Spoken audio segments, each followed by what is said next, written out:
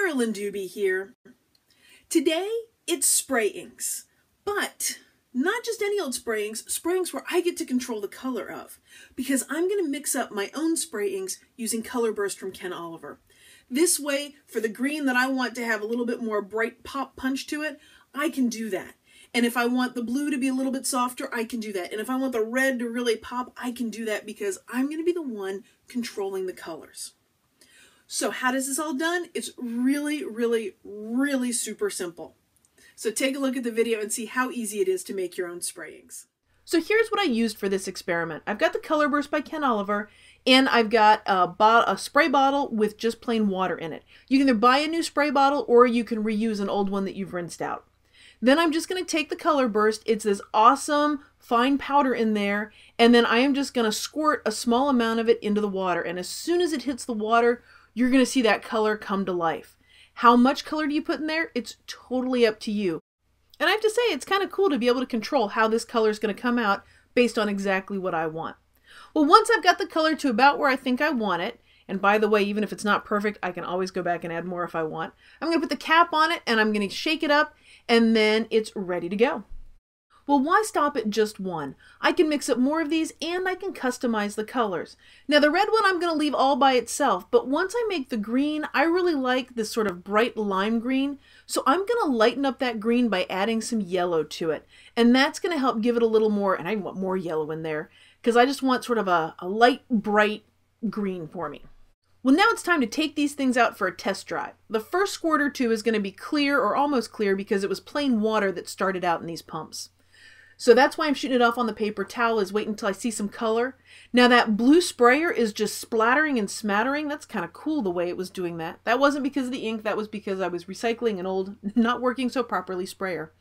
And I said, look at these, I can decide, do I like the color in that? Do I want to change the color, add something to it?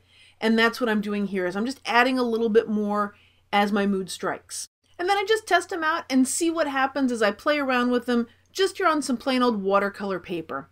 And the reason why I'm using watercolor paper is because I'm using so much water. I want a paper that can handle all of that and not buckle up or pill up on me while I'm playing around with it. Well, now I'm going to play around with these spray inks and a stencil. This one's called Stitch a Greek Medallion by Maria McGuire over at Stencil Girl. And with this, I am not spraying perfectly, I am not spraying carefully. And you remember my blue sprayer was the one that kind of splattered and kind of did its own thing and went a little crazy? That's what I'm doing here, is just kind of going a little crazy like the spray bottle. Putting bits and pieces here and there and just seeing what happens.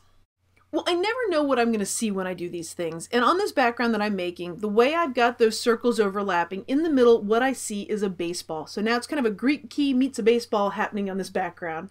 I've squirted on some color there because I can't just stay with one color, you know me. And I can spread it around with a paintbrush if I want. Now here I'm bringing in just some puffs of color right there, hitting it with water, and now I'm going to spread around some of that bright yellow to add yet another color to this. Now you know I'm not a very precise person, but for some reason, as soon as I hit that with the water and some of the yellow ran onto the blue, I kind of thought, that wasn't what I planned, that wasn't my intention. As if when I'm hitting stuff with a spray bottle of water, it's very precise. So I just called that an oops. It is an outstanding opportunity that presented suddenly. And now what I'm going to do is get a little cup of water to just dip my brush in. That way I can get a little different look than just the big old burst of water coming at it from the spray bottle. And once I got a little bit of that yellow on the blue, I'm like, well, you know, maybe some more of that. I kind of liked how it looked. So what started off as an oops ended up taking me to the next step on this background. And so now the battle began to rage inside my head. There's all this beautiful bright white popping there, and then there's my urge for color. So it's this battle between white space and color.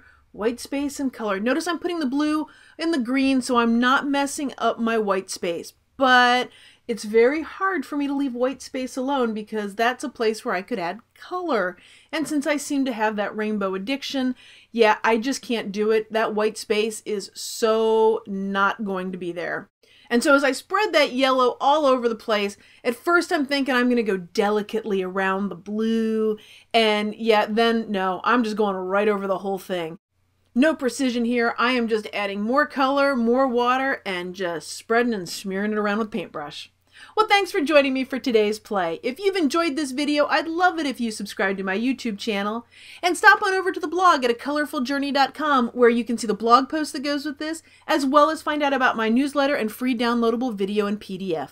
Thanks for being a part of this colorful journey.